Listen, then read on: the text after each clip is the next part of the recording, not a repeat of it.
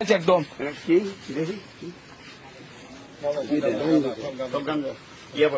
আমার দশটা ইয়া করতে চলে থাকবে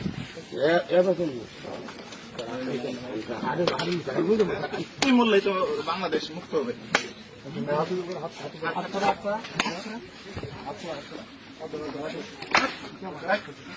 করুক স্যার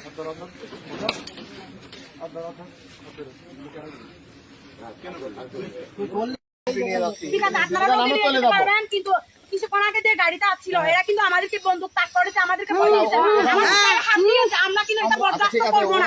আপনারা রোগীটা নিয়ে যেতে পারেন, আমি ওদেরকে আমরা গাড়িতে নিয়ে চলে যাবো, আমাদের রোগী আছে, আমরা আপনাদেরকে যাইতে দিতেছি কিন্তু আমরা এদেরকে যাইতে দেব না। আমরা সোজা কথা বলবো, আমাদেরকে বন্দুক তাক করেছে, আমাদের গায়ে ঠিক আছে ঠিক আছে দিদি, আমরা এদেরকে যাইতে দেব না।